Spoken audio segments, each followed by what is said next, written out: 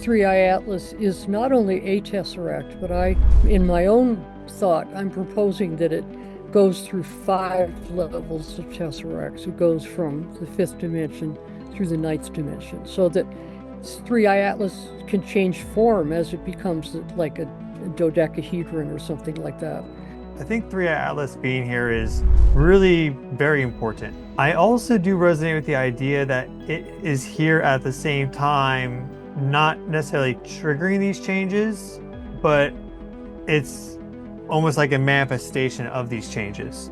If it was a colonization, why would it be hurtling toward Earth?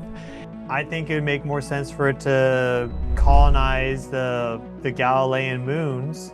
It could mine asteroids. It can go out to the outer system if it wanted to. They could go into the inner system if they wanted to, because where Jupiter's position. In the grand scheme, aliens, technology, 3i Atlas, whatever, drop all of that in the grand scheme. Whoever controls Jupiter is going to control this solar system.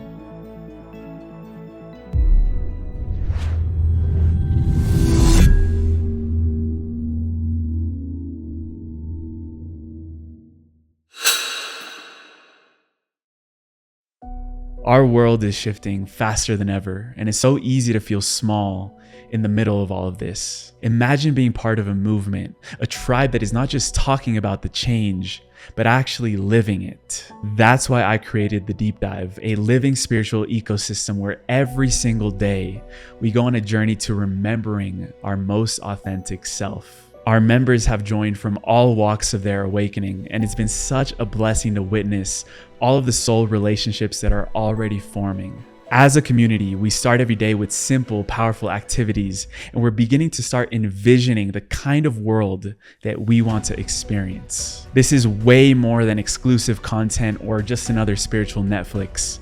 This is about integration and leaving behind a legacy. If you're ready to move beyond knowing into becoming, then visit the link in the description or scan the QR code on screen right now to learn more. I'd be honored to co-create history with you.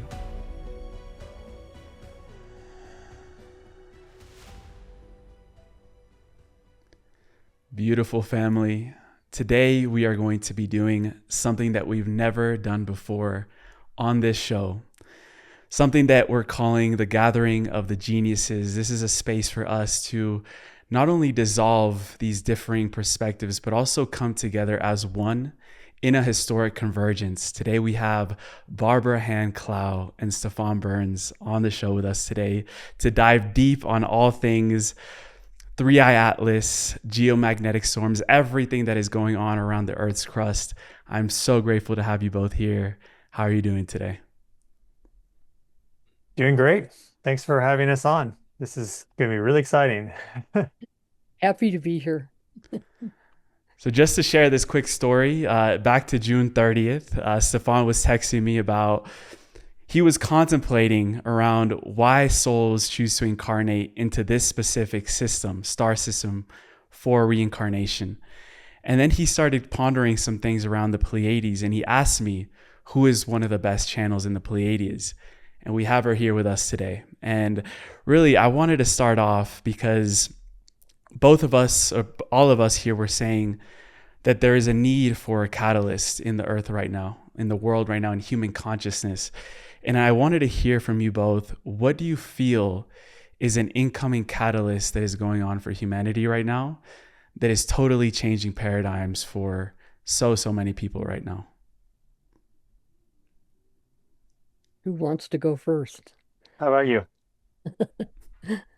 I certainly think that it's 3i Atlas.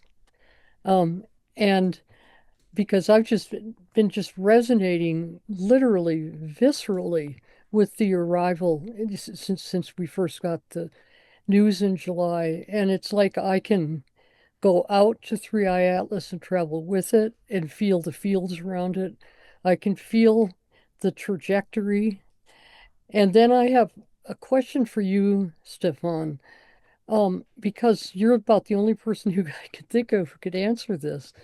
I wrote a trilogy based on a group of people, elders and their children, based in Rome and Tuscany and also the United States, that came out from 2015 through 2021. It's called the Revelations Trilogy.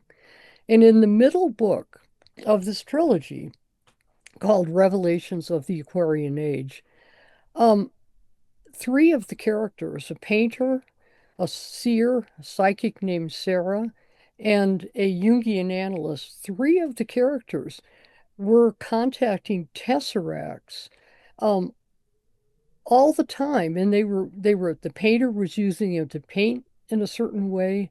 The Jungian analyst was using them to trans to go between dimensions and move his clients into different dimensions that they needed to revisit.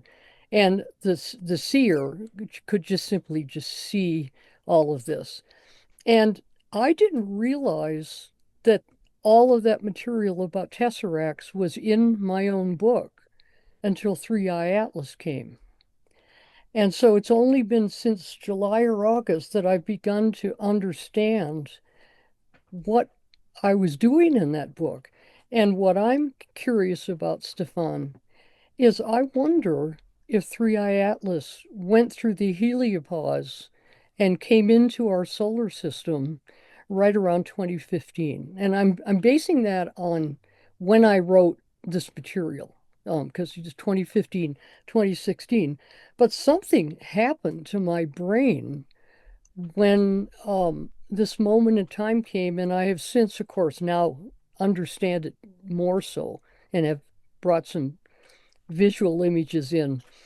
But I wonder, do we know when Three Eye Atlas went through the heliopause and came into the heliosphere? Yeah, so I'm looking right now. Unfortunately, the visualization tool that I have doesn't go too far back, but if I want to see where it hits Neptune. So it actually hits outside the orbit of Pluto, which is right around, in this case, 35 astronomical units back in December of 2022. And the heliopause, the edge of the heliosphere in general, quite a lot of there's quite a lot to this actually, but in general, it's about 100, 120 astronomical units. So if we were to take, but again, because it can actually be a little bit longer than that, and there's a transition zone. 2015 is right around that zone. Yeah, I mean it's not like it's dramatically off, right? If this thing was traveling much faster, it could have been 2023 it entered. Then it would be an extremely fast comet, by far the fastest we've ever observed. But yeah, it was definitely starting to enter into our field around 2015. If I plot an object like Eris, which has a very wide orbit, it's pretty far out there. If I type in Sedna, for example, um, it's I mean Sedna goes way out beyond that. But yeah, I mean, if Mhm. that's what's resonating with you, then I wouldn't just dismiss it. 2015 for sure is a different around that time frame, different energetic change from before to after. And then we had a Muamua in 2017. So that was also entering in, though it's much smaller, didn't have the same characteristics, but quite a bit. Well, thank you, because one of the things that I think is going to prove useful if Three Eye Atlas is not only a tesseract, but in my own thought, I'm proposing that it goes through five levels of tesseracts. It goes from the fifth dimension through the ninth dimension, so that Three Eye Atlas can change form as it becomes like a dodecahedron or something like that, versus a tetrahedron. But the reason I think this is important is because since 2015, and I was working on that material for the Aquarian Age, I discovered all kinds of things that my brain was doing. Um, I I started to be able to detect, like, if the form that was influencing me was fifth dimensional, my brain had a certain vibration to it or resonance to it. And then if it was like an eighth dimensional form, and I consider the eighth dimension to be the divine mind, it had a much more complicated, much more potent, much more geometrical aspect to it. But I think it's possible for us to start to really tune into our brains that way. And some scientists have been doing that. A group of topologists who have been working with the Blue Brain project in Switzerland have been actually able to create topological images of what the geometry in our brain is doing. And this is very powerful because this is bringing the geometrical essence of something into the third dimension if topologists can detect that visually and make images of that. So I am going strongly in this direction because I think it's going to have a lot to do with the integration of consciousness in the sense that the scientific materialists are just simply not going to be able to deny the reality of consciousness anymore. So Hmm. that's why I think it's so important. This idea of three-eye atlas being a tesseract, which is just to the audience, it's basically a representation of some higher dimensional thing in our 3D reality. Or you could have, for example, something that's in the fifth dimension have a 4D tesseract, Mhm. um, kind of popularized by some like the Marvel movies. And that's interesting because I'm just thinking about how Three-Eye Atlas's trajectory is so perfectly aligned with the ecliptic plane. And that's where most of the solar wind is flowing out. We happen to be in solar maximum, so that's increased as well. And then it had a super close flyby of Mars and Jupiter. Jupiter's coming up fairly close to Venus and Mercury just because of its proximity to the sun. Same for us. Um, but you can look at things and take like a spectra on them and get a sense of what their elemental mineral composition is based off of the light coming off of them. And it just kind of made me think about if you, how you were to condense Three-Eye Atlas's journey down and remove time from the equation, it would have that spike of our solar system in it because it's a perfect flyby, basically. Then it would also have distinct spikes that effectively the Mars signature and the Jupiter signature, which is really interesting. And Jupiter is about higher understanding and knowledge and really in some aspects like our ancestral past and the wisdom of the ancients. And you played a song just before we started, Emilio, which I was getting huge activations in the back of my head. Those are the older parts of the brain connected to your like more ancient lineage and even like chimpanzee, reptiles, more proto, but ancient, and there's deep wisdom stored there. Um, and then Mars is, action oriented, can be a warrior, can be aggressive. And I don't know, I'm just thinking like right now, I mean, we just had this magnitude 7.6 earthquake in Japan that just ruptured and put out the forecast for that a month ago, saying it's more likely, a whole bunch of people are like, this is total hogwash, pseudoscience, whatever. And then it happens. And I'm starting to realize that we have had the wool pulled over our eyes, and we're not even fully aware of the amount of deception and disconnection that has been brought upon us. Because for thousands of years, we were in tune, connected, of course, making new discoveries, losing some along the way. But in general, human society had a certain um, just kind of rhythm and flow and feel to it. It was very communal and connected. And I mean, you can look at the Neolithic, for example. There was almost no war during the Neolithic. They had copper back then, but you find almost no evidence of like copper swords or anything. Instead, you find a bunch of jewelry and religious artifacts and such. So there have been long periods of peace and prosperity on this planet where we were well aware and connected to the earth spiritually, metaphysically, everything, right? The universe, the sun, all of it. And so I'm using this earthquake example because here I am, not just looking at the data, but also tapping into what's happening, right? We're just tapping in and using that intuitive sense with the earth and getting a sense, okay, like something feels like it's going to happen. I'm going to put out the update. Then you get all this like vitriolic attack, which turns out we did have the 7.6, huge amount of shaking, right? Anyone that a month ago took the warning is better prepared.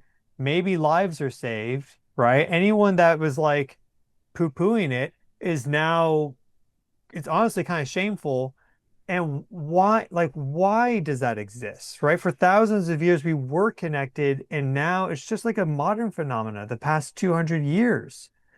And it seems maybe it's just like a process humanity needs to go through. We needed to really develop a strong scientific method and then to merge that into our spiritual tradition, which is much more rich and long lasting. Maybe it's this intentional deception. It's probably all the things, but it's really time for us um to move forward, take what we've learned from the scientific revolution and everything we've learned there, but to not ignore the past. And the past in this instance is Jupiter. And to stand up to these forces and to take the blindfold off and to point and ask someone, say, you like what you've done is wrong. We need to be better, right? Because that's the case. That's the Mars. And here's this interstellar object with so much more wisdom and consciousness happening to exist exactly at this crucial moment in time. So I hope that what I just described to everybody kind of like brings it all together cohesively. But I see it so clearly and I feel it so clearly. But I just feel that there's been this great deception, either intentional or self-inflicted, but it's time for us to fully integrate into the wisdom of the past and our ancestors. Because how many billions of human lives has that been? You were saying, Amelia, you went to the Joe Dispenza retreat, listened to that song, and boom, had an out of body experience, and that was a 2 minute thing. Well, people can live for a long time, right? You can have a lot of those. How much wisdom have we accrued during all those moments? And then to just completely discount that is shameful. And we need to recognize that, pay our respects, and then open up into that. It requires also responsibility but also just like being willing to open up into something more than our small little closed world. And I think we're doing it. I think we're doing it. But maybe we need to do it faster. Mm. Yeah, And Stefan, you of were, course, excuse me, Billy. I was just going to mention there, you were mentioning around this deception that we've had for centuries. And a lot of that does have to do with the origin of our own species. And as we're just a few days away from the flyby, the closest approach to Earth by this 3i Atlas, there's new information coming out about how life truly spreads across universes and even planets. And that's something that I know Barbara can tie in really well together with her connection to the Pleiades and their connection. All ancient cultures know that we have a connection with the seven sisters. So I wanted to start there with Barbara around, in case you wanted to maybe reflect on what Stefan said for a minute, but also going into these origins to lift this deception and really understand how life even can exist and why 3 Atlas is showing up to demonstrate that to us right now. Well, this understanding of how far back we really go and how highly developed we really were started in March of 2025 when the Italian scientists, Biondi and the group of Italian scientists, announced their findings regarding the structures under the Giza plateau that were accessible because of ground penetrating technology. And I, at that point in March of this year, just went through just this intense awakening of the truth of that. And I think it's because I was picking it up in the collective mind. I think that everything gets covered up all the time. And Stefan, nothing makes me more angry than the cover up. I can assure you, it just makes me so mad I could die. Um, but we are really getting evidence of how ancient and developed that we once were at one time. And so my part in that was that I was the student of my Cherokee grandfather because in our tradition, our teachings go from woman to man and then man to woman and then man to woman. It switches in order to avoid the patriarchy. And my grandfather told me the story of time and gave me the records of the story of time, specifically the last 100,000 years, which is a very, very Pleiadian phase of influence on planet Earth.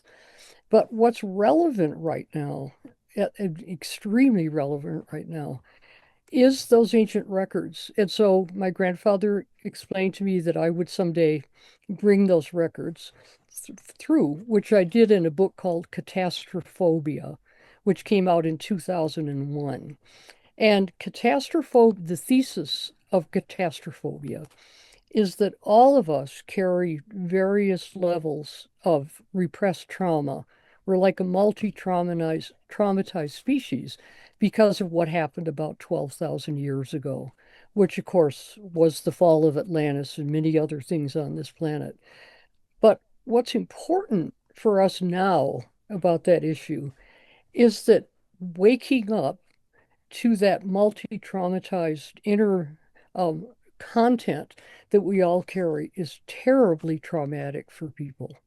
And I think that the reason we're having such an intensely great amount of volcanoes and earthquakes and earth changes. In fact, in my teachings that I was given, our planet actually expands periodically, and it's expanding right now. And all the plates are going through unusual movements because we're in a period of crustal shifting.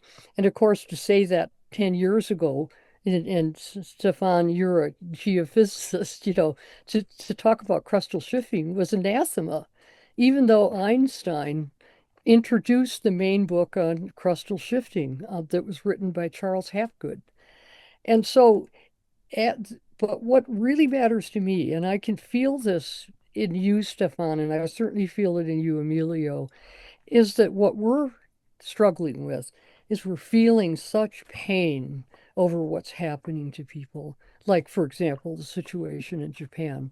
For me, I wrote about Campi Flegrei in my trilogy. It was interesting that Campi Flegrei was the key earth change dynamic in the Revelations trilogy, which makes me think, I hate to say this, but it makes me think it is going to explode as a supervolcano. And just to And quickly point out yeah, here, that trilogy you wrote was 2015 to 2018. Is that right? so I was writing Revelations of the Aquarian Age 2015 and 2016, 2017 in that Yeah, range. so the key there is that the activity at Campi Flegrei started ramping up in 2005, but Hmm. it really accelerated exponentially, and we're still on that exponential growth in 2020. Hmm. So if Yeah. you had this idea about Campi Flegrei back and you're writing about it in 2015, 2018, there was already some activity increase, but it really took a complete dramatic exponential turn Hmm. in 2020, and now it's just been getting more and more. So that's kind of a bit of a interesting thing there. It's not like you're writing about this in 2014 after it already happened. Yeah. Mm. Well, what's shocking to me, this is such a fabulous example of the way that we have been treated like children. The facts are, at this point, Campi Flegrei is really grave danger to 2 or 3 million people, and maybe a lot more because Etna is also exploding, and it would appear that part of the side of Etna, the northern side, from that perspective, may slide into the sea, and it may create a tsunami that could destroy Malta, could destroy Sicily, that could destroy the western coast of Italy. And what's shocking is there's never been a word about this in the major media. We have this gigantic disaster. The people's walls are melting, the tiles are popping off the floor. People have to put their children out on balconies to sleep at night because the apartments are so hot coming from the magma underneath Campiflagre. And so I just think that that's probably maybe the best example of how we're being lied to. It's just incredible that everybody in the world does not know about these things. Yeah, I was there in 2017, and you see the Brady Seism, which Mhm. is where you have the uplift, and then the subsidence, and these pillars record the changes because sometimes they're above ground, other times they're below the water line, and so little sea creatures burrow into them and leave these clear lines of evidence of the massive amount of fluctuations. And this goes back thousands and thousands of years. And some people say Campi Flegrei is not a super volcano, and my response to that is that if the Italians are calling it a super volcano, then it's a super volcano. But, I always defer to like the local authority, right? So if the Right. Italians are calling it that, then Of like course, okay, like it's the Italian volcano, it's their thing. I'll go with them.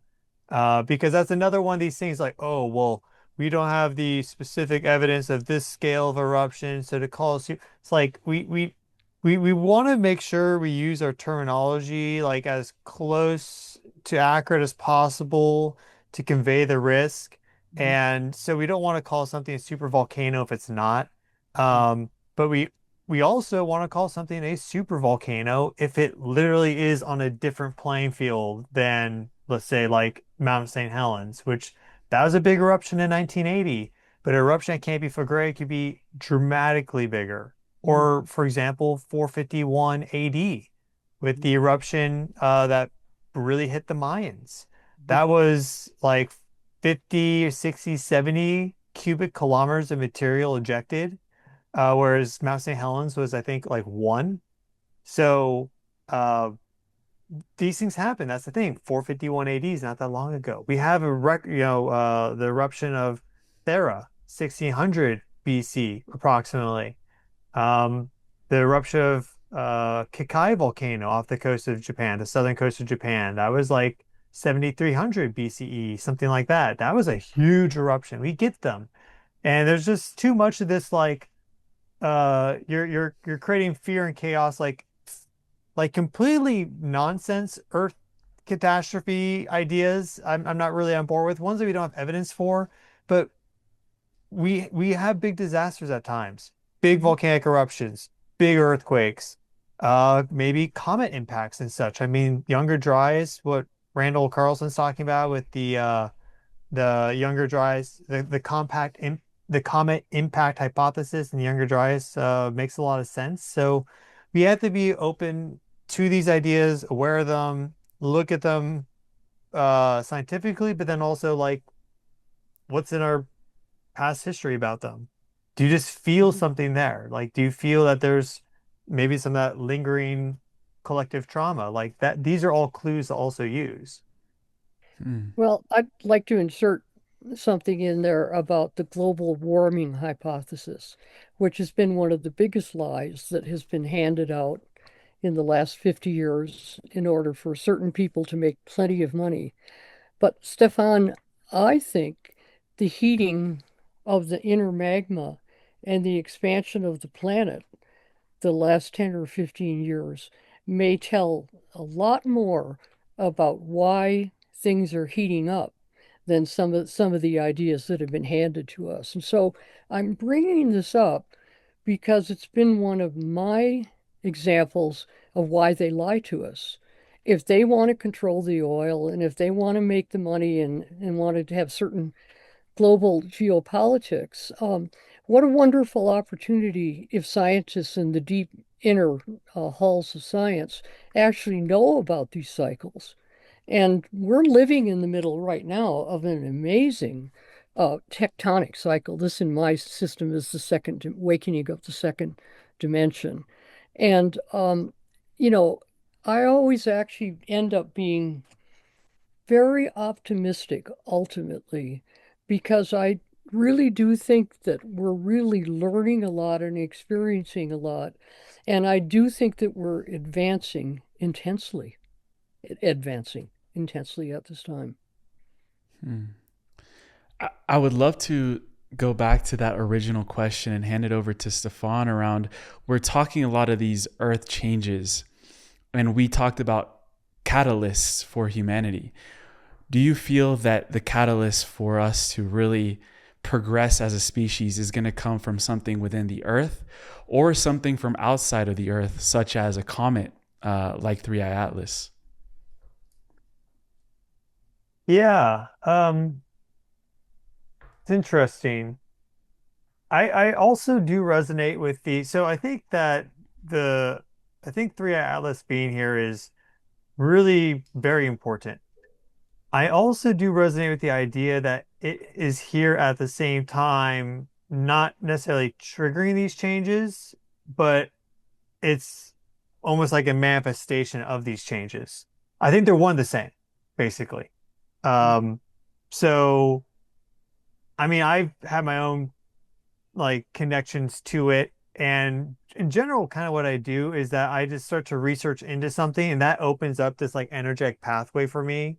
And then I kind of get the subconscious energy and information download as well. So the fact that I've been researching the three eye atlas a lot, I've also done some meditations on it, has helped me, I feel, to also kind of get a sense of what it is. And it's definitely like interacting with the solar system.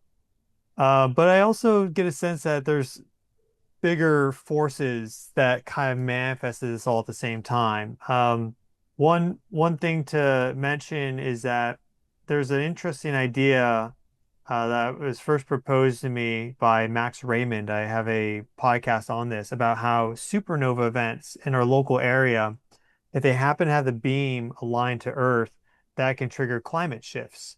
And there's these Dansberg, Dansberg-Oeschger climate oscillations where we get these sudden increases in warming, and they line up with repetitive supernova explosions from certain nebula where you see the rings going out and you can kind of match them up. And he did that work. That's all in the podcast I did. And what we see with the three last big supernova that occurred at the beginning of the last millennia. So this is 1070 or 1054 AD, and then I think it's like 1278 and 11 something. Anyways, there's three that occurred in like 300 years. So all of a sudden our solar activity really increased with the solar cycles. And there is an idea out there that, well, it's more than an idea, that the sun is in some part not driven just by nuclear fusion in the core, but also from these interstellar Birkeland currents, these flows of electric energy from across the cosmos. So you're going to have a whole bunch of them, of course, in the center of our galaxy. But the magnetic field of the sun goes through this flip, but the currents flow in the polar regions. And we actually have only done one flyover of like the poles, not even a flyover. We kind of got a glimpse up there. So we really don't know the structure of some of these parts of our solar system that well.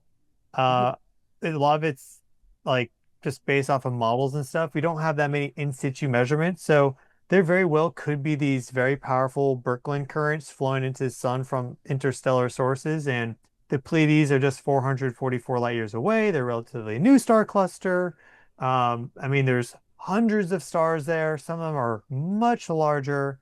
And we also have the ancestral history where across multiple cultures, but I'm specifically thinking about the Australian Aborigines, knew it was seven stars, whereas now you can only see six with the naked eye due to how two of them have moved together into the sky, the same location. With a high power telescope, you can see seven, but with your eyes, you can only see six. 100,000 years ago, you could see seven. So like there's just all these little clues spread out. Um, and then also consider how, and I'll get to the catalyst. Consider how for a light photon, there is no time. So you have the speed of light. This is something I thought about a lot. I still don't have it fully fleshed out, but this is pretty interesting. You have the speed of light. So if the closer you get to the speed of light, it's relativity, that time changes. So time will continue for you like normal, but for someone on Earth, now they've aged 1,000 years or something. It's been like 1,000 years. You come back after like one day at light speed, something like this.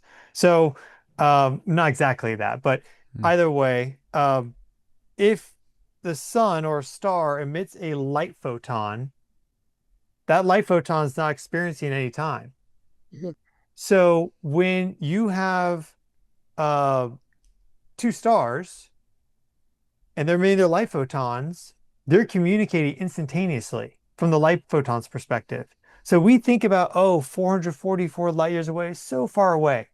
And it's actually not that far away. The moment, if you have this supernova explosion, let's say 1,000 light years away, once that happens, For the light photon, it's zero time at all. But eventually that connection gets established in normal time. And now those two stars are basically like, oh, wow, they really went online. What are those signals?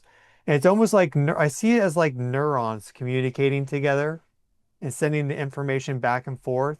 But at the time perspective, at the dimension of, or time and light, at the light perspective, the light dimension, it's all happening instantaneously. So these stars are communicating, and what is energy? It's, light and information.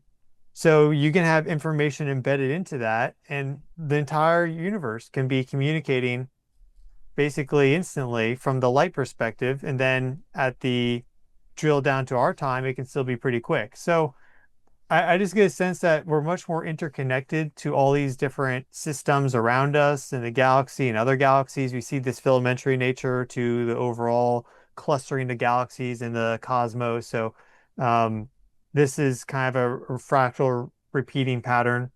And so we had these big supernova events, and then we get these big solar cycle increases. That increases the overall amount of radio microwave flux, which is, hey, how do you heat up your food? If you use a microwave, you shouldn't do that. But if you do, you heat it up with radio microwave frequencies. We get a ton of that from solar flares. And the Earth has these materials like water. There's a tremendous amount of water stored in the mantle and OH bonds, but just other minerals and stuff can heat up with that. So yeah, the conventional global warming's only caused from CO2 is a nonsense idea. It's not nothing, but it's definitely just a small part of the larger picture, which you need to go to the interstellar environment to understand. Um, and as a result of that, like what is the catalyst, or is there going to be a catalyst? Um, Can I I don't bring know. up a catalyst from your own work? Okay, your latest video on the interstellar gas focus cone Oh uh, yeah. at the time of the solstice. And I just have to break in and say that I also noticed that when that merging is in effect, that there seems to be the production of more photons. You seem to be saying that something goes on when that's happening where more photons come into the heliosphere, but I'm not sure I heard. Did I hear you correctly? So, really simply, what happens is the interstellar wind hits the heliosphere. This is mostly made up of neutral gas that's uncharged. So it comes in with a pretty straight trajectory, like a ballistic trajectory. What happens, folks, is that as it gets close to the sun, the gravity of the sun starts to bend it, and it happens to intersect and congregate right around the orbit of Earth. So we Hmm. get this interstellar, mostly neutral gas. Hmm. But then because it's close to the sun, it starts to ionize, take on charge, and that releases X-rays. So yeah, there is more light being produced because that focus cone in that location all the Because see, time. And then we rotate into it every December and January. well, see, that could explain a lot about why so many indigenous people feel that that time of the year is so special. Because one of the things that keeps us from being able to develop ourselves more is always being stuck in a timeline, like people who just follow politics or follow wars or whatever. And that time of the year seems to be a time of very, very much more extra subtle light. And you know, your description of how that works just fits with how it feels. And and then we have the economic culture on this planet, especially in the United States, distracting everybody with Christmas when what people need to do is they need to be in a deeply meditative state at the time of the solstice, especially this year. Because as you know, Three Eye Atlas comes the closest at the time of the new moon in December, and we have this incredible alignment with the galaxy itself. And so I just want to put it in there that I expect we will be receiving tremendous illumination from the galactic center during this flyby of Three Eye Atlas. And then assuming that the center of our Earth has a lot of iron in it, which as far as I know it does, Um, I I wonder because Three Eye Atlas seems to be probably unusually magnetized. You've suggested that yourself, and I can just, in a visceral sense, I could just feel when I tuned into that moment in time. That's why it's so wonderful that we As got you a chance. zoom out on your Oh, camera. well, yeah, boom shakalaka, but we got a chance. Boom shakalaka. There we go. People Yeah, wake up. yeah, I know, I love that. It's just the big boom shakalaka. But that's just why I appreciate your work so much because you have really made these ideas accessible. Because I'm not a scientist and I can't do calculations. And I just appreciate that. We all appreciate that so much from you. Well, you help me to clarify maybe my thoughts on like a catalyst to answer your question, Emilio, and just to share that with the audience is that if we look at like a catalyst in chemistry or in the body, it's basically like a resonance mechanism where things get close enough and then it can just suddenly change the molecule and bring it to a lower energy state effectively. Like there's this high energy to it, it's built up, it's charged up, it's not stable. And then this thing here can just catalyze it. And it's not really changed in the process.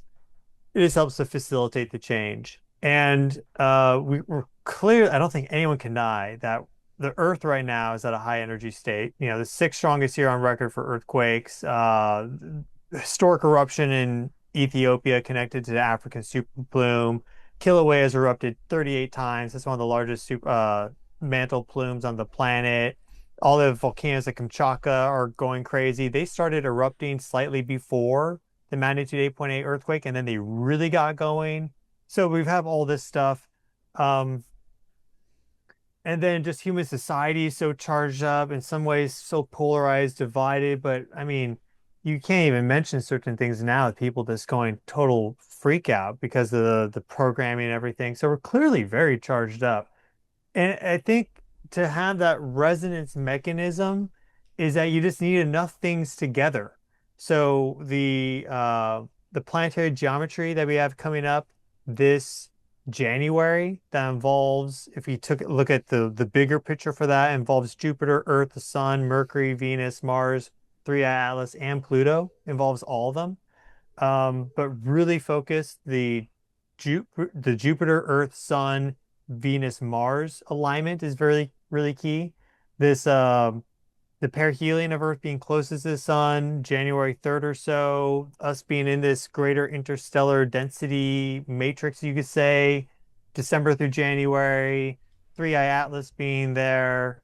Um, and then you bake in some of the prophecies and stuff that have been said about this time period right now. So it's almost like just you put all those things together and that just creates that catalyst, and then through resonance, it's just going to trigger the change. That's kind of what I'm getting the sense. It's not any one individual thing, though there may be one final like boom right on top that does Boom it. You know, shakalaka. final there might be a final boom shakalaka on top. I mean, before I hand it off, I'll just share I had a dream about a year ago, I think, where I was just out like in this nice area, it's like a park, and all of a sudden, like the we looked up. I can't remember the order. I have to read my dream journal, but looked up and the sun was going insane. Like it was like this massive solar explosion. I was like, holy cow! Like this is crazy. Like see it with your eyes, right? And then the ground started just going nuts too. And so there was this massive earthquake. So whether that was just a very clear example of like, yo, bro, Stefan, dude, cosmic bro, like Earth and sun are connected. I hope you got the download. Okay, cool, we're out. Yeah. Or whether that was like a bit more of a clue as to this could actually happen, like a precognition dream. I don't know. Certainly for the first scenario laid out, that's the case because we're seeing time and time again the connection between the sun, space weather, Earth, earthquakes, volcanoes. Um, but it was one of the most vivid dreams of my life. And typically precognition dreams, that's one of their key characteristics. Is just how striking they are. So we could have something really crazy like that happen. I'm not ruling it out. I'm also not like betting on it or hoping for it, but I certainly Well, I'm going to Who go back knows? to your data bank and I caught your 15-minute talk this morning and then I figured I wouldn't see you. So this is really a treat because you're really busy. But you alluded to the fact that this latest quake has had an effect at like Nazca and Giza at some of the major planetary sacred sites. The And Alaska quake, just for people yeah, I'm sorry. watching, Yeah, this you're is the right. magnitude 7 that shook Alaska recently. Yeah, with this is the one just before this big one. Yeah. And I noticed that because I can see with the precognitive dream that one, and I've had a few of them, and they're just so intense. But I can see how maybe what the boom shakalaka is in this case is the activation of sacred sites. And the reason I think so is because of what's going on at the Giza Plateau and the discovery of the structures under the pyramids at Giza. And I was the publisher for Chris Dunn's book, the Giza power plant. And so I felt very personally involved with that. But the facts are, even though nobody knows about it, we now understand how that power plant functions because of the discoveries just this year. And so I know we're running out of time here, but I want to put it in the hopper that I think the sacred sites were all constructed to stabilize the planet. And so I think if the sacred sites on the planet are affected, like by that quake, 7-point quake, it also could be like a harmonic kind of balancing of some sort. I just wanted to put that in there because I was happy to see you bring in sacred sites. It was a crazy coincidence. Someone pointed out to me on Twitter X, and I was like, I have to at least mention this in the video because I have an interest there too. Don't really talk about it often. But I was like, that's pretty weird. I mean, of the those are like the big sites. It was you draw a circle going from the Nazca lines to Giza to Angkor Wat, Mhm. and the exact center of that circle is the location of the 2025 Hubbard Glacier earthquake, which occurred just on the 6th of December, so just a few days ago. Magnitude 7, big earthquake swarm there. Like half of the global seismicity that's occurred since then has been aftershocks from that. So a bit of an anomalous earthquake swarm in just in terms of how many earthquakes have occurred, which maybe if it's connecting to these ancient sites and resonance and energy, maybe that's why. I mean, Mhm. I'm open to all these ideas. I don't dismiss them. Well, I write a winter solstice report, which I will send to you because I went after all of this big time this year because with this winter solstice, I think the planetary sacred sites are going to be very, very involved. And of course, that's connected to the Saturn-Neptune conjunction that's coming up in February. But we're just going into this incredible period of time until April or May. It's going to be a time of continuous revelation and continuous stress combined. I have a question for you, Barbara. Mhm. You said earlier that the Pleiadians have had a big influence, lost interest for the Mhm. past 100,000 years. Um, and I mean, when I first started making videos, a lot of people commented on like, dude, are you a Pleiadian starseed? Like that was consistently mentioned. Sometimes people say Arcturian. I didn't know anything about this.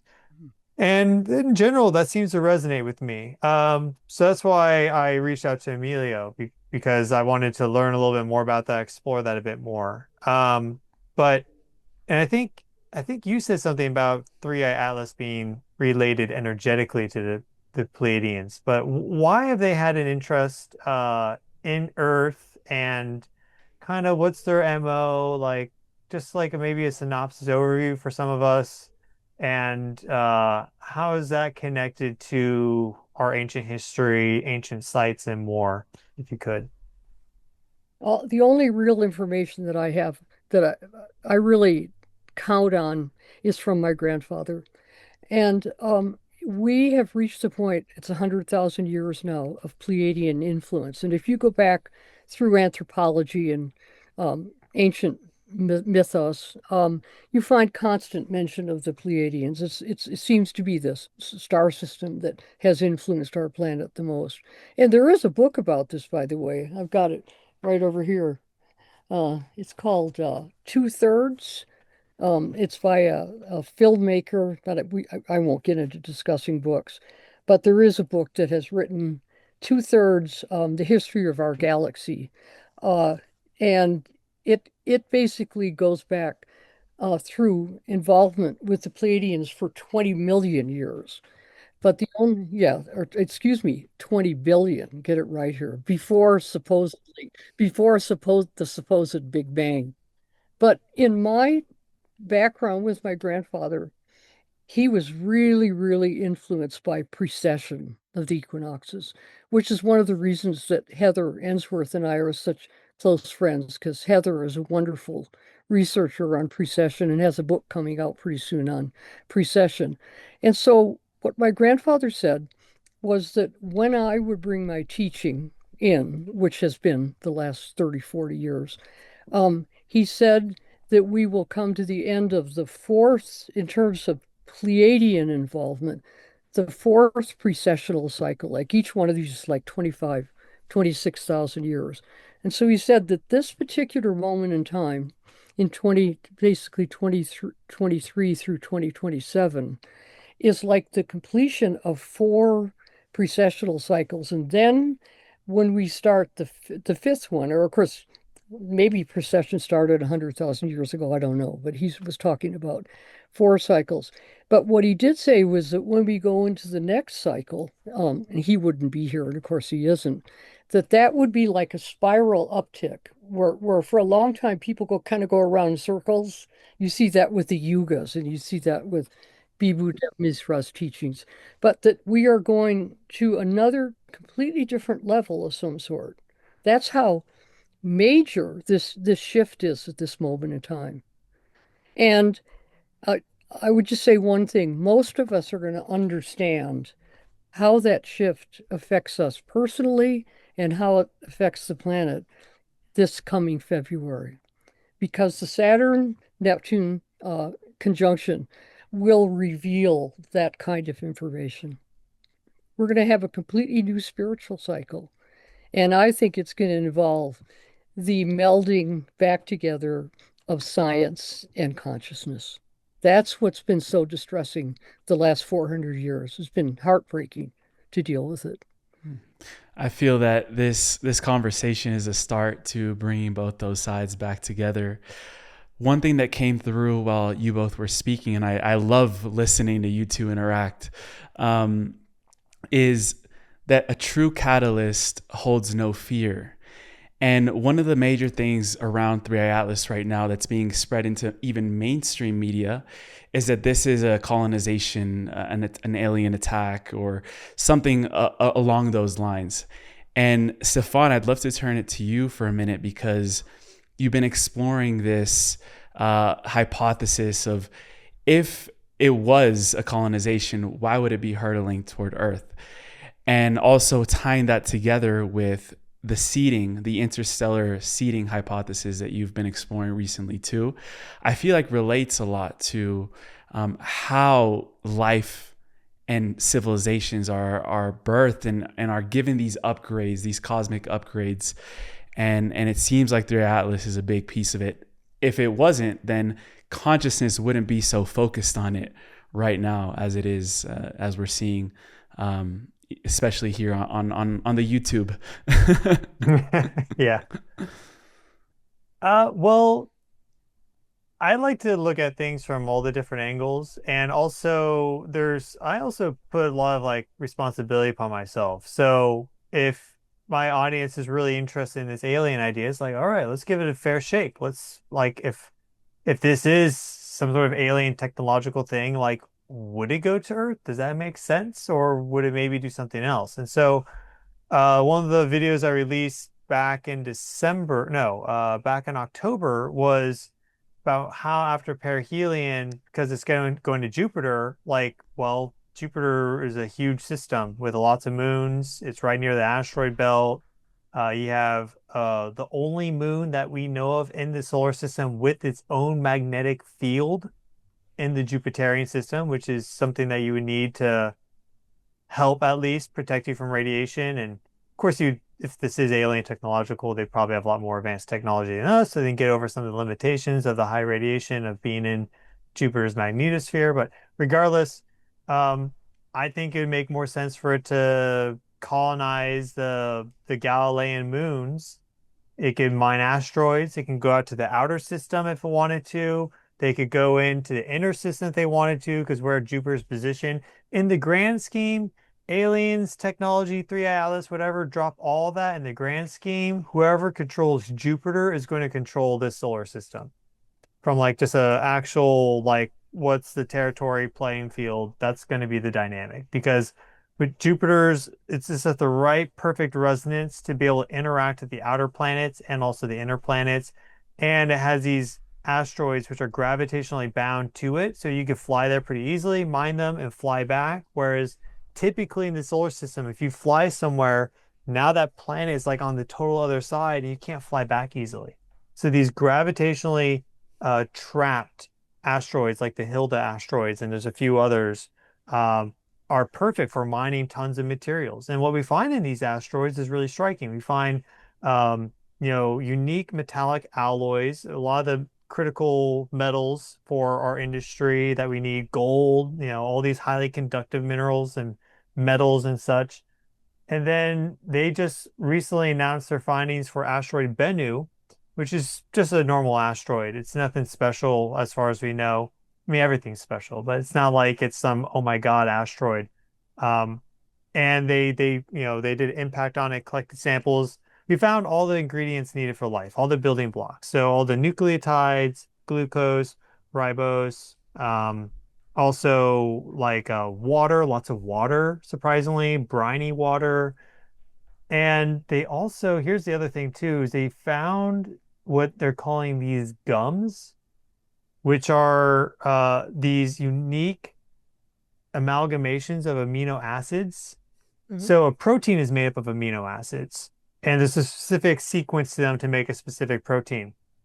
So they didn't find like super specific proteins, as far as I'm aware, like we have within us, but they found complex amino acid globules, you could say, and they're calling them gums. So effectively, we're seeing all these things on asteroid Bennu, and that's a B-type asteroid. What we find, the evidence that we have is that we actually get a much more uh, highly enriched amount of organic materials like those from things that are further out of the solar system. So these would be like D-type asteroids or trans-Neptunian objects. TNOs are very similar. Three-Eye Atlas was in interstellar space forever. So this thing is probably super enriched with all of these. And if we saw gums made from these amino acids on asteroid Bennu, then maybe more complex things over millions of years 10 formed million years, right?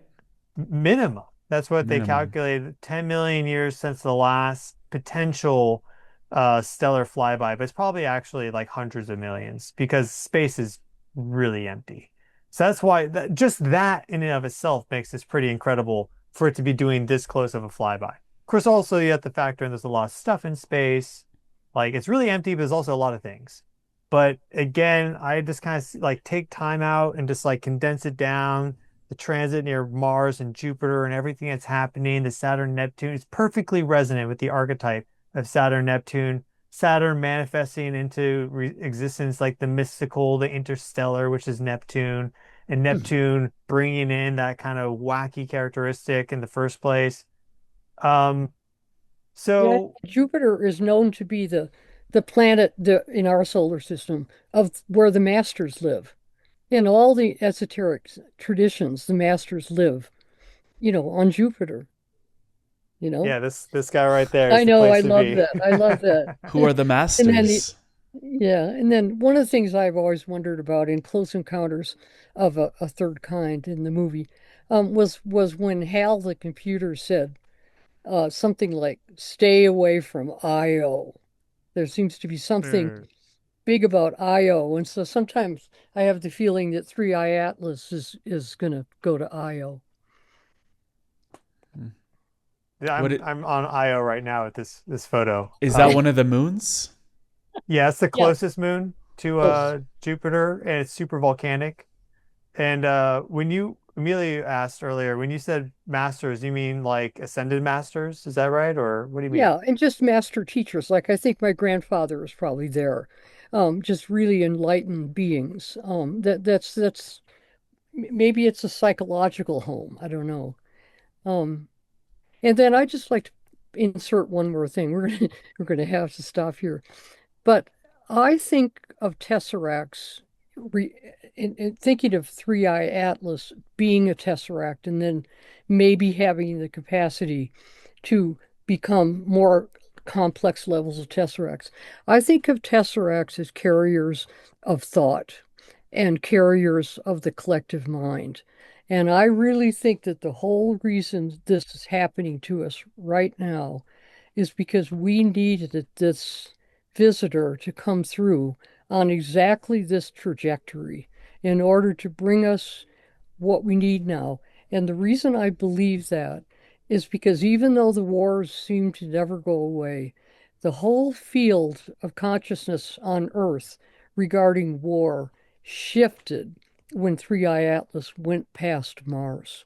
And Mars, of course, is the planet of um, war and violence.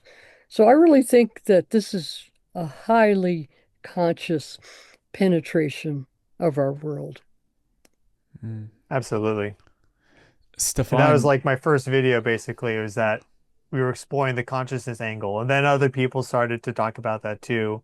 And of course, there are people talking about that before, but as it relates to Three Eye Atlas, everyone went straight to aliens and straight to it's just a comet. It's like, guys, let's talk consciousness. This is really where it's at. There's this that's the wool being pulled over our eyes for the past 400 years. And that's what our ancestors they understood because when you study the consciousness, it goes beyond the scientific method or any of these things. It's a completely different paradigm.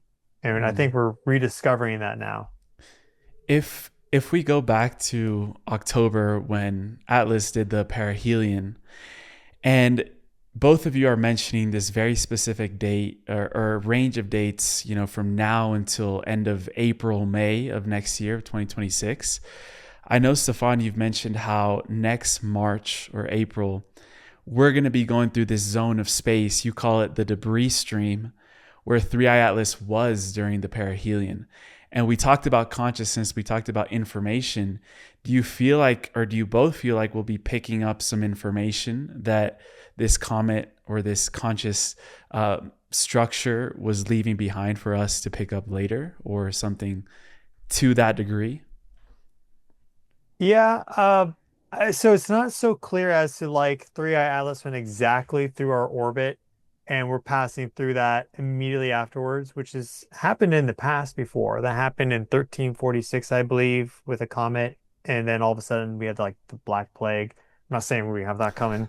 So this is a little bit more like further out than that, but still basically right there, which makes me think it's a possibility. And then you add in the fact that Three Eye Atlas effectively, and it has been doing tremendous outgassing and like these jets and everything have been so we know it's been definitely pumping out a ton of material after perihelion. That's right in that zone. And we're going to be getting close to that. And you expect some of that to move and expand, right? So I think it's probably going to happen. And then you add that into the fact that it's going to be right near Jupiter exactly at the same time. It's just you start to pile on these coincidences. It's just like, guys, there's like too many here to rationalize away. I mean, we Yeah. don't want to get lost in that you see every single thing as some ultimate sign of God when it's like, no, you found a penny on the ground. But if you find, like, here's a story from my dad. He found like the same amount of change on the ground consistently so many times, like 32 cents. He's like, oh, there's 30. And then I found 32 cents. And it's like, so weird things like that tell you when you get enough of them combined, you got to go with it. And that's basically where we are right now across all these factors. I feel like Three Eye Atlas, the interstellar environment, what's happening here on Earth, the solar activity. I mean, that Hubbard glacier earthquake, Barbara, as I'm sure you saw with the video, and just for the viewers, right? It occurred the exact same time that a huge explosion occurred on the sun. a Yeah. or an 8.1 M class flare, which is about to hit us right now as we're recording this. So the fact that they're so perfectly timed, and then you have that ancient alignment with the sites, this speaks to something bigger, and we can't grasp onto it. And just because we can't hold on to it with our little feeble minds doesn't mean that we discount it completely. You just sit back and you're like, okay, universe, like, show me. I'm here. I'm ready. Let's go.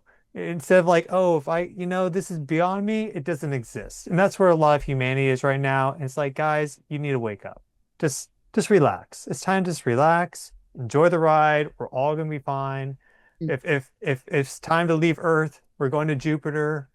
So Yeah. Stefan's And I already just setting got up his home over there on that moon. yeah, maybe not Io, that but great. definitely Jupiter. Well, and I just want to, with a sense of humor, I want to mention a dream that I had last night.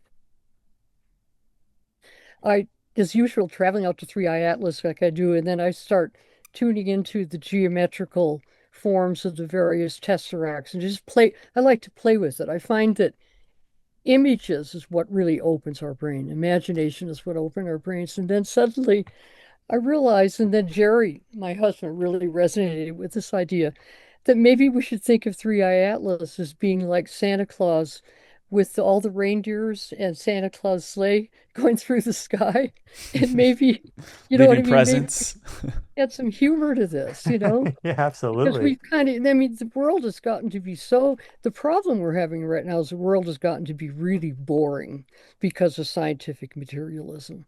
And so we let go of the wonderful myth, of something like Santa Claus. So I'll put that in there. And One thing I'll Barbara, add to that. Well, go ahead, Amelia. just to say real quick, because you were mentioning, Barbara, about how images can actually activate us.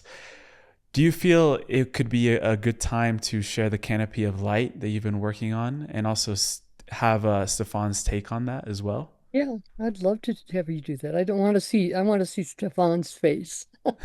So just before that, I'll just share that this three-eye atlas seems to be connected to the ongoing Mercury-Uranus opposition, and we have the third one coming up basically tomorrow, the 10th of December.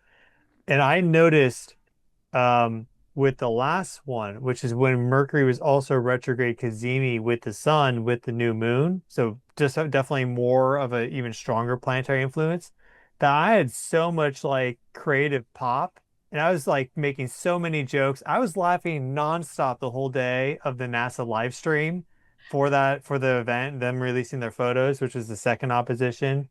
So there's also that energy connected to it of wit and higher consciousness and joy and laughter and more. So yeah, I think that's really important, which is why I think it's good to, not be so serious all the time. Mhm. Yes. I'm going to pull up the canopy of light, Barbara, if you want to enlighten us for a moment. Yeah, so this is an image from a book I wrote in 1995 called The Pleiadian Agenda.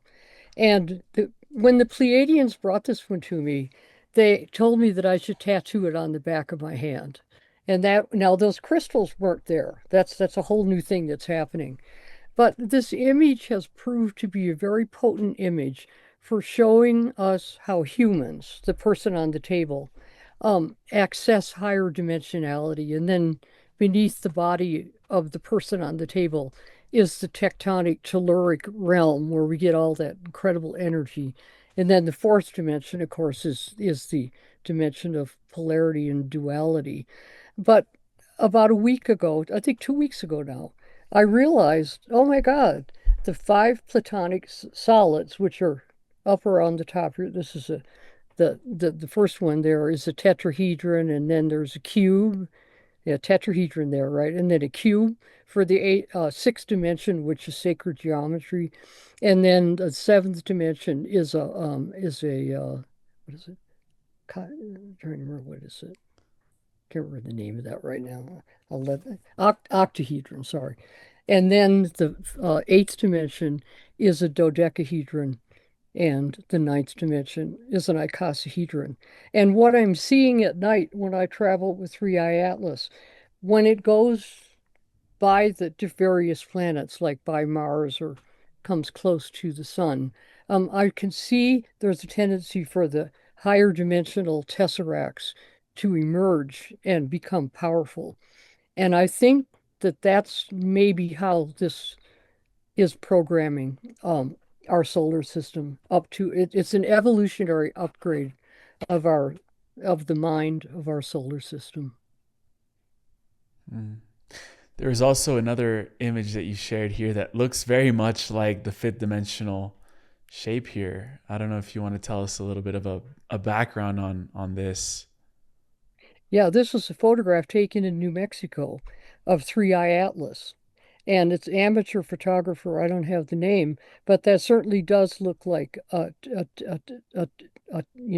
tesseract, a tetrahedral tesseract. Mm. Interesting thing about tetrahedrons is, and I need to finish this book, this because it's crazy dense. But Buckminster Fuller has a book called Synergetics, Mhm. and he lays out very beautifully in the beginning about how tetrahedrons are the main building block of the universe and structure and more. But it's a grind to read. It's a beautiful grind, but I mean the guy, every sentence is like actually a paragraph in terms of how he can put so much information into it. So you got to read like 5 times.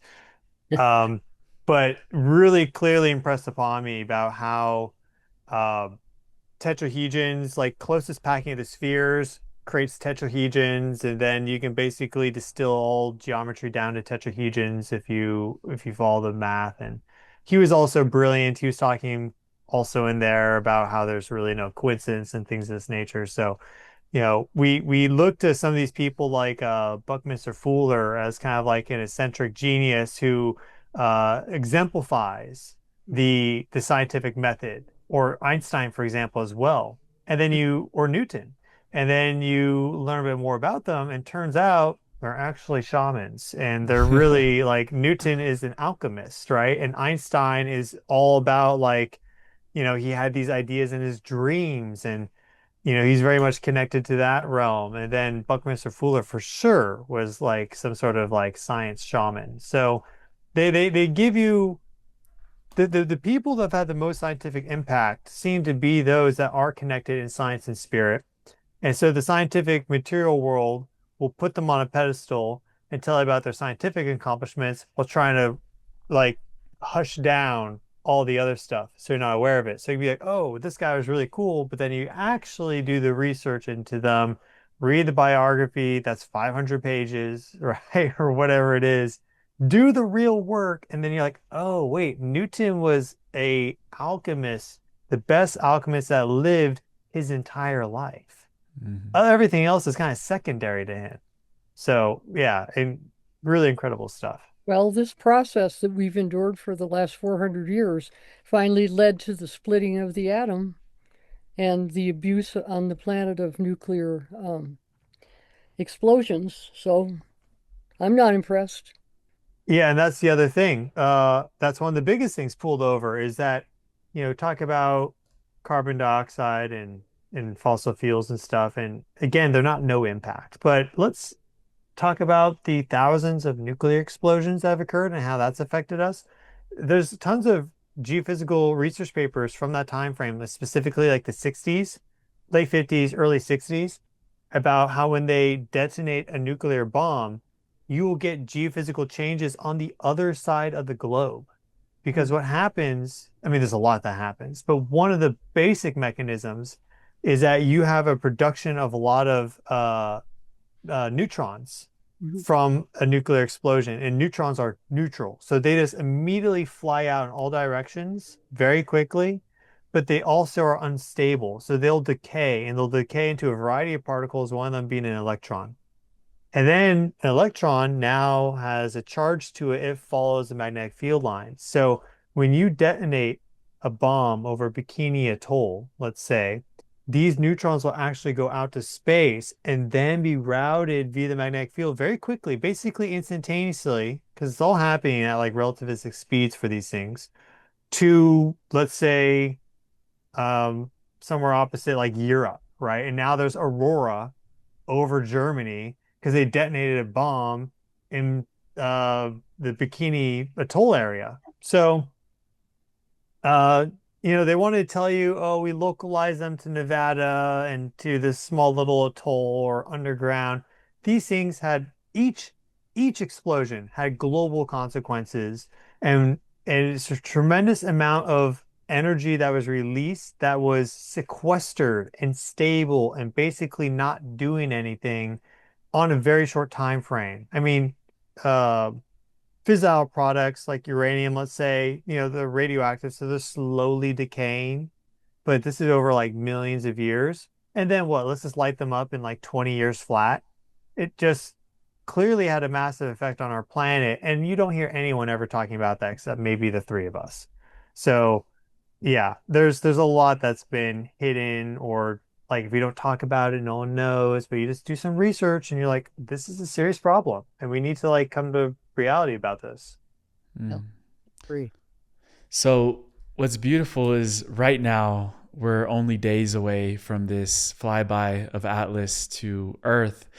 And I did want to end today's conversation, Convergence, talking about methods of connection and also how you both will prepare to receive these energetic codes, receive this information that's coming through. I know, Barbara, you've been connecting with Atlas for weeks or even months now at this point. If you could share with us maybe some of the ways that you connect with the consciousness and how you've also been doing it for decades of work through the Pleiadians and other conscious beings and dimensions. Yeah. I mainly work at night, the early morning, and just visualize, visualize, visualize. Then I have a little friend. I don't know if this shows up on this. This is my totem for Three Eye Atlas. And I was out Christmas shopping in September for the family. And I saw this little guy and I just couldn't, I just went, I don't usually do this, but I had to bring this home. And then when I got it home, about a month later, I noticed that there's carving of, you can't see it, you're not going to be able to see it on screen, but there's a carving on his head Hey, we of a got it. planetary head and a tail. And so he came from Zuni Pueblo. And so play with this. This is an amazing, wonderful thing that's happening. Even if everything all explodes, it's still wonderful. Have fun with it. It's my advice. Yeah, for me, it's really quite simple. I feel like I use my body as a guide. So if I'm being given signals by my body to do something, rest or change this, change that, whatever, then just actually listening to that and giving it the time. Because I think the biggest thing nowadays is that we don't spend the time. We spend our time elsewhere, but if you're ignoring signals, then you'll just keep getting pushed to a point until eventually you can't ignore them anymore. Um, so around that time, I'll just be very introspective. I'll probably still be doing all my normal stuff, but probably should do some sort of collective meditation on the closest day of. So I'll probably do that and bring the collective together for that. But it's really just about, okay, we know this thing's here. We know it's interstellar consciousness. Let's just really, with that in mind, the gravity of the moment, let's just really be mindful of everything that's happening and to not take anything lightly. And this is a time of tremendous opportunity to make big leaps forward in our life, our consciousness, rewrite our default mode network, all this stuff. So yeah, just I think progress forward that you can look back from and be like, I did a great job, is built upon many steps to get there. So sometimes it's one big leap, but often it's just doing the little things that make a difference over time.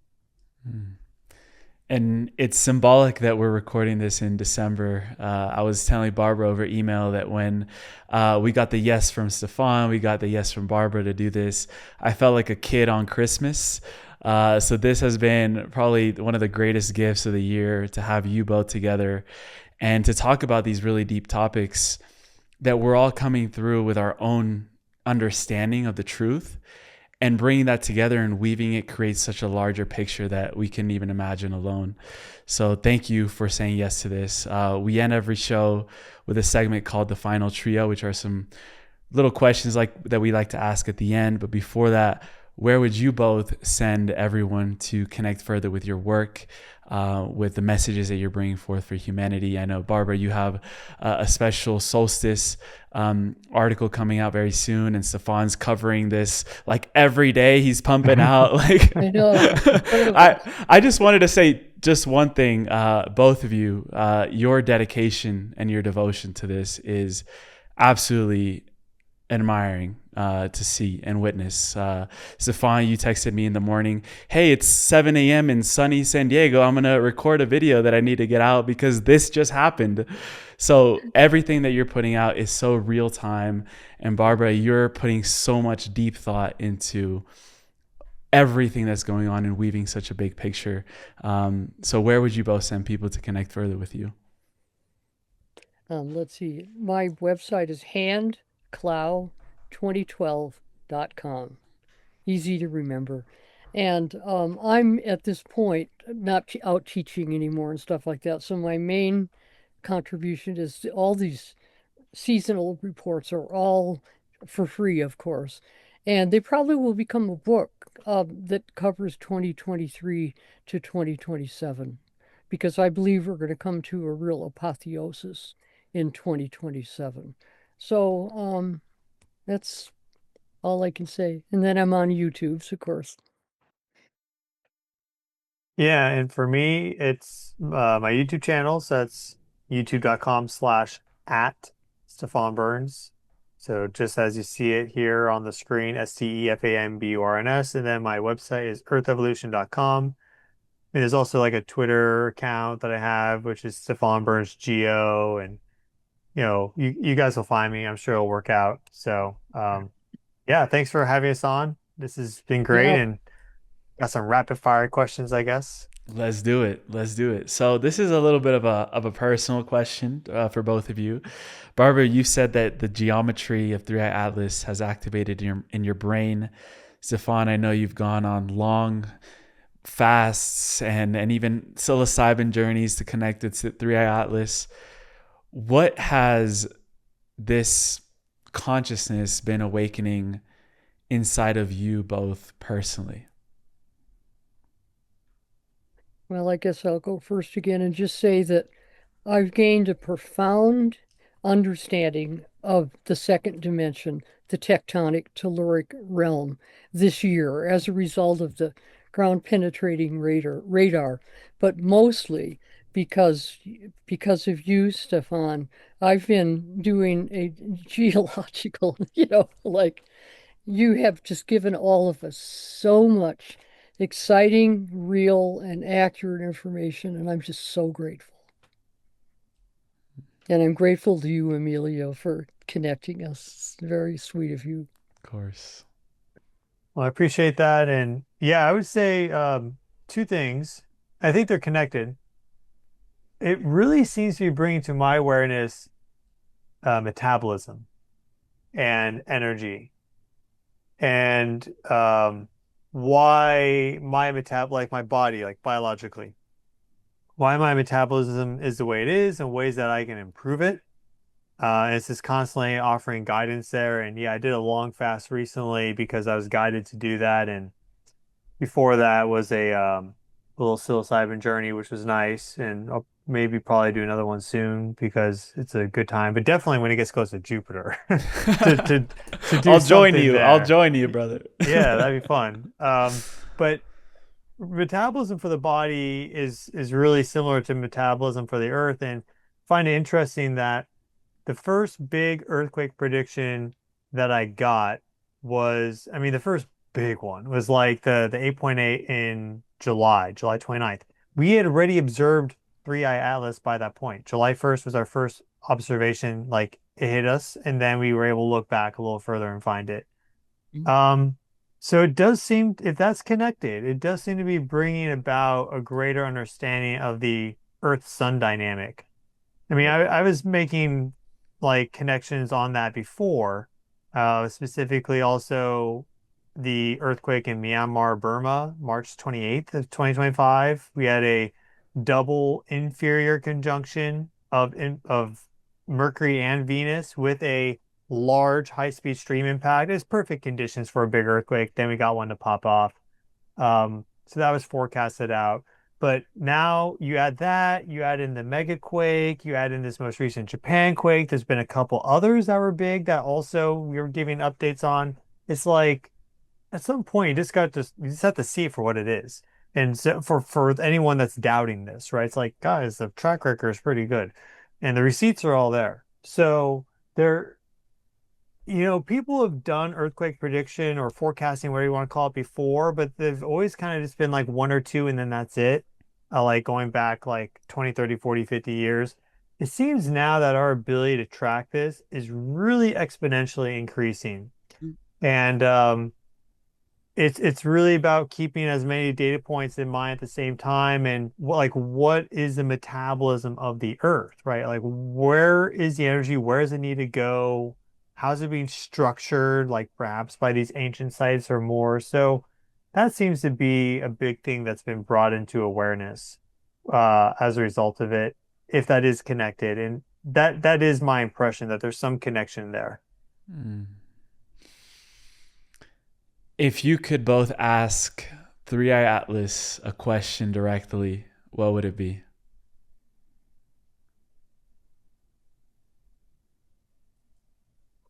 My question would be, as you fly by a given planet or close to the sun, are you using different tesseracts, different platonic solids to reprogram that particular planet in the solar system?